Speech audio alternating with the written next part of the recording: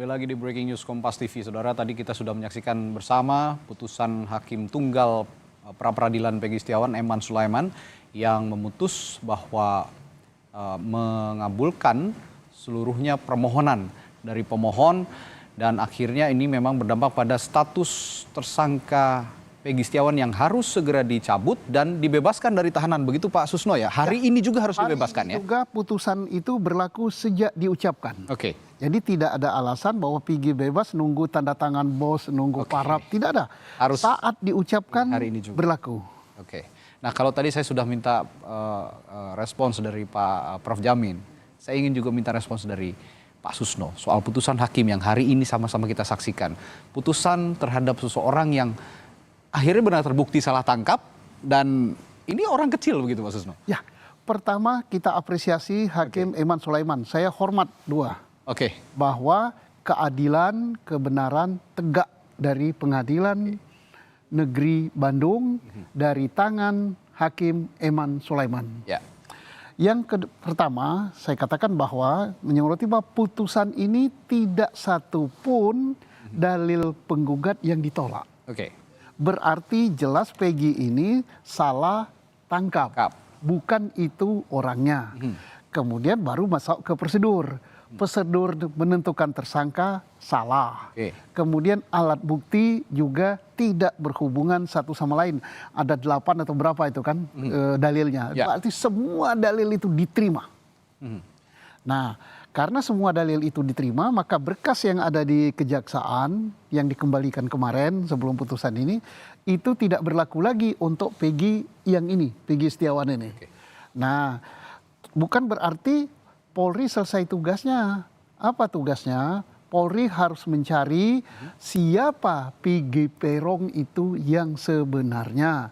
Cocokkan saja dengan DPO-nya. DPO-nya itu tayangkan aja kepada publik. Ada nggak di DPO itu tertulis nama Peggy alias Peron, pekerjaan, alamat, tempat tanggal lahir, dan sebagainya. Sampaikan kepada publik supaya publik juga ikut cari. Nah, dan ada 2 lagi kan, ada 3. Ada 3. Itu dicari supaya keadilan tegak. Kita tidak mau keluarga korban, keluarga Vina, keluarga Eki bersedih hati karena pelaku sebenarnya tidak tertangkap. Ada lagi satu lagi yang saya khawatirkan ini. Jangan-jangan, ya, Prof, jangan-jangan, ya mudah-mudahan jangan ya. Gimana ya? Yang sekarang dikurung di penjara, modelnya seperti ini juga. Menentukan tersangkanya seperti ini juga, keliru juga dia. Padahal ada yang dihukum seumur hidup bahkan. Lah, harus dikeluarin. Mudah-mudahan nanti hakim yang mengadili PK adil seperti Hakim Eman Sulaiman. Dan jangan-jangan juga satu yang sudah keluar, siapa namanya itu? Saka Tatal. Salah juga. Kalau saya pagi ini, saya sebagai seorang Polri yang amat cinta pada Polri, saya tidak menganggap Polri kalah. Saya menganggap ini adalah obat yang baik untuk institusi saya, untuk perbaikan ke depan. Jangan sampai Polri, organisasi saya yang itu milik rakyat, didorong ke depan, dimasukkan ke jurang karena pujian-pujian. Karena misalnya putusan hakim, wah kasihan polisi, wah polisi teman sejawat saya, kemudian dimenangkan. Jangan. Kita sangat mencintai Polri, beri obat. Obat itu biasanya pil itu pahit. Jadi sehari ini pahit rasanya, tapi ini obat yang paling baik untuk mengadakan perbaikan. Nah, kedua, mari kita lihat nasib orang-orang yang masih terpenjara sampai saat ini. Kalau seperti ini harus segera dipulihkan. Itu pesan Pak Susno ya. Nah, bicara tadi juga soal pembenahan, pengawasan, ini penting sekali juga dalam melakukan penindakan begitu Pak Susno kira-kira. Peran pengawasan yang banyak pihak menilai bahwa pengawasan terhadap Polri, terutama dalam melakukan penindakan, begitu masih terkesan lemah begitu. Meskipun di negara ini ada yang namanya Kompolnas. Apa yang harus dibenahi untuk sisi pengawasan ini? Saya berbicara pengawasan eksternal. Pengawasan internal secara politik itu diawasi oleh Komisi 3. Kemudian secara organisatoris pengawasan eksternal itu ada di Kompolnas. Tapi sekarang Kompolnas bukan saya ya, bukan Susno. Mohon maaf ya Kompolnas ya. Baca semua komentar rakyat Indonesia yang ada di, kita habis berita gini kan, Kompolnas ikut pasti ada komennya kan. Komen. Ya. Di medsos juga begitu. Bukan hasil survei ya. Kalau survei kan ada sampel, tapi murni dari seluruh rakyat Indonesia, hampir 90% menghendaki Kompolnas itu jangan jadi jubirnya polisi. Mudah-mudahan Kompolnas sadar itu ya. Nah, yang kedua, pengawasan di dalam. Polri punya namanya inspektorat, punya yang namanya propam. Kalau untuk penyidikan ditambah satu lagi yang namanya wasdik, pengawas penyidik. Ya ini tidak bisa terbantahkan lagi fakta pagi ini. Berarti lemah. Karena apa? Kemarin ada statement dari yang mengatakan bahwa tidak ada kesalahan gitu dari Rudiana. Bahwa penyidikan sudah sesuai dengan prosedur. Katanya Kompolnas loh. Dan katanya Wasdik Polri, bukan saya loh. Kalau saya, mungkin saya boleh dimarah saya. Katanya Susno, apa bisanya Susno seorang petani jagung kayak gini. Enggak, tapi katanya Kompolnas. Katanya Kompolnas, katanya Dep Humas Polri, katanya siapa, sudah sesuai. Nah, sekarang terbukti malah aku tidak mengatakan siapa yang benar. Nah ini yang jadi catatan juga. Pil pahit ini untuk institusi saya mengadakan perbaikan ke dalam.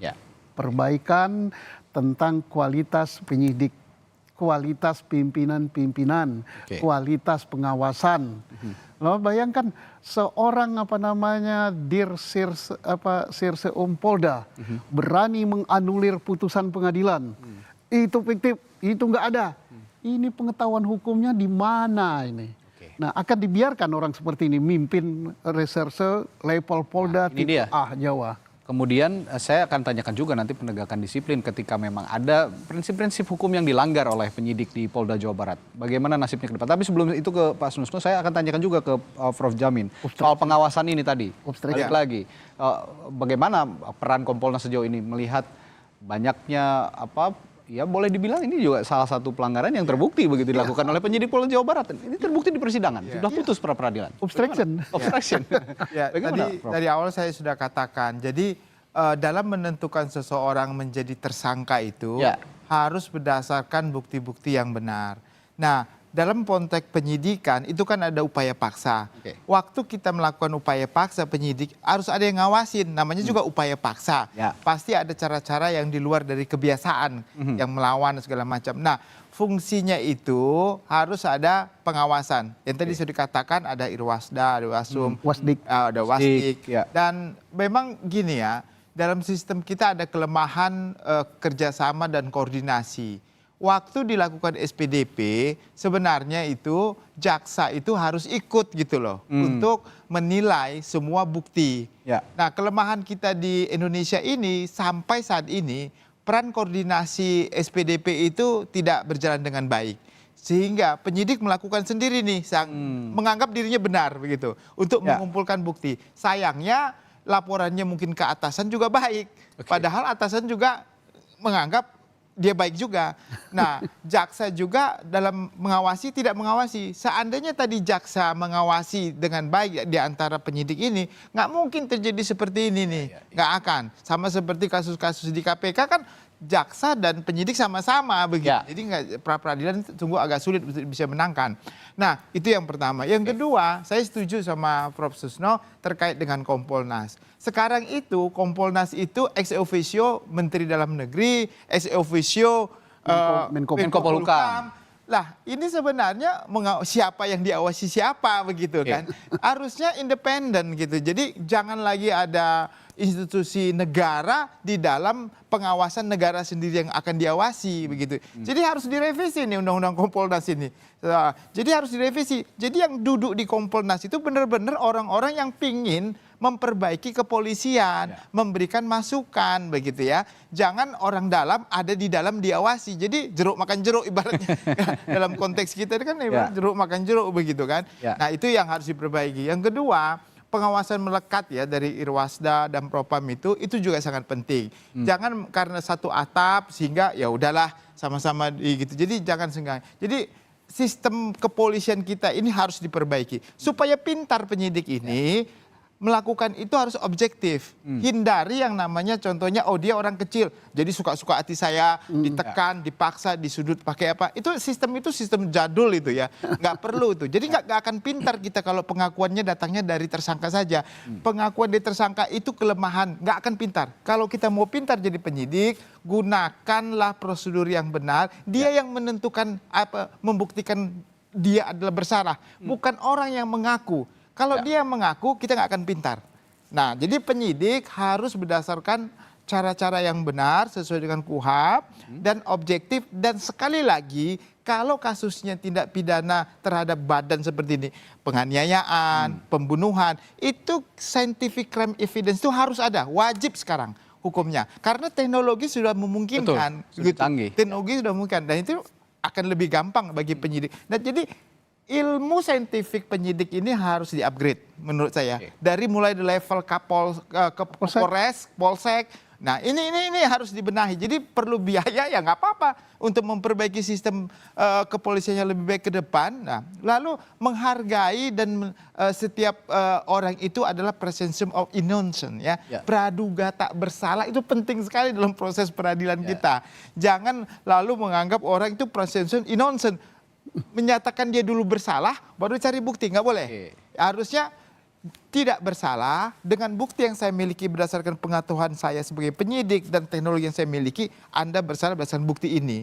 Itu baru dia dinyatakan bersalah gitu. Itulah konsep sebenarnya yang kita miliki dalam proses. Jadi saya sangat berharap dengan keadaan putusan hari ini, kita cinta sama polisi, kita kepolisian ini bisa berbenah dalam semua. Jadi jangan lagi beranggapan nanti di masyarakat, saya nggak mau lapor polisi. Nah, kenapa itu saya yang nggak mau ditakutkan lapor polisi? Karena kalau saya kehilangan ayam, nanti saya kehilangan kambing. Nah gitu kan. Kehilangan kambing, jangan lagi ada asumsi seperti itu. Jadi objektivitas kepolisian harus dibangun dari sekarang. Momentum ini bagus sekali gitu loh. Untuk memperbaiki kepercayaan masyarakat terhadap kepolisian, bahwa kepolisian itu objektif, tidak tumpul ke atas, tajam ke bawah. Nah itu yang harus konsepnya seperti itu. Oke, saya juga menerima informasi bahwa hari ini pukul 1 waktu Indonesia Barat, pukul 1 siang ini akan ada konferensi pers dari Direktorat Tindak Pidana Umum Bareskrim Polri. Kita belum tahu semua bahwa apakah ini akan merespons juga dari hasil putusan pra-peradilan atau tidak. Tapi biasanya kalau Bareskrim, Pak Susno pernah di Bareskrim begitu. Dengan adanya kejadian seperti ini, apakah respons seperti ini juga yang dibutuhkan oleh Bareskrim? Bagus ya, walaupun terlambat ya. Oke. Jadi ada keterlambatan sebenarnya. Mestinya Bareskrim itu dia ikut dari awal mendampingi penyidikan yang dilakukan Polda Jabar. Berikan guidance, jangan terulang apa yang diamanatkan oleh Kapolri lewat Wakapolri, bahwa penyidikan 2016 di Cirebon tidak ada scientific crime investigation. Itu Kapolri loh yang ngomong. Tapi sayangnya Kapolri ini diluruskan oleh siapa namanya? Kadip Humas. Ini aneh juga, Kadip Humas bisa mengoreksi Kapolri. Enggak tahu saya sanksi pada Kadip Humasnya apa. Lah, Kapolri ngomong gitu diluruskan lagi sama dia. Ini keterlaluan ini anak. Nah jadi mudah-mudahan konferensi pers hari ini adalah untuk perbaikan dalam tubuh Polri, bukan untuk mengadu perlawanan. Dan semestinya dari dulu, supaya apa? Karena apa? Publik se-Indonesia ini selalu ingin menunggu-nunggu keterangan dari Polri, benar nggak? Tapi kok kelihatannya irit sekali gitu kan? Dari Polda irit, kemudian dari Mabes Polri irit, sehingga informasi ini di luar menyebar macam-macam. Tapi alhamdulillah menyebar macam-macam, ternyata endingnya bagus ya. Endingnya bagus. Kebenaran tegak hari ini. Dan ada yang satu lagi tidak boleh terjadi gitu, menyalahkan media. Menyalahkan media massa. Seolah ini trial by the press. By the press. Langsung mencari siapa yang menyebarkan ini awal. Lah daripada susah cari siapa yang menyebarkan ini awal, cari aja siapa yang melakukan judi online. Nah, itu lebih gampang itu. Iya, nah, ini melawan. Ini kita sekarang bicara lagi tadi konteks pengawasan dan juga reward and punishment lah ya dalam hal ini. Harus. Institusi Polri. Harus. Kan kalau memang sidang ini sudah menunjukkan bahwa ini ada teror in persona, salah tangkap. Tentu ya kalau Pak Susno bahkan tadi mengatakan ini obstruction of justice gitu. Iya. Apakah harus ada sanksi terhadap penyidik-penyidik yang menetapkan Peggy sebagai tersangka? Penyidik 2016 dicari kesalahannya apa, termasuk penyidik yang di Jawa Barat kesalahannya sudah lihat tadi. Lah, itu peraturan Kapolri dilanggar, UHAP dilanggar, terus keputusan Mahkamah Agung dilanggar, akan didiamkan ini oleh Mabes Polri. Apakah salah tingkatnya itu mulai dari Direktur Reserse Kadit Serse Polda, penyidik, kemudian Kapolres yang dulu. Apakah akan dinaikkan satu tingkat lebih tinggi sampai Kapoldanya? Harus diberi tindakan. Kalau tidak akan berleha-leha dulu. Bersalah dianggap biasa. Ini tidak biasa-biasa loh. Yang dibaca oleh hakim tadi, yang dilanggar itu apa? UHAP. Itu undang-undang yang dibuat oleh seluruh rakyat Indonesia. Yang kedua apa? Keputusan MK. Yang ketiga apa? Keputusan peraturan Kapolri. Dilanggar. Loh, tidak ada sanksi. Loh, rasanya agak sulit diterima kalau tidak ada sanksi ya oleh publik ya. Ya kalau saya jadi Kapolri, di Reskrim Polda saya copot hari ini.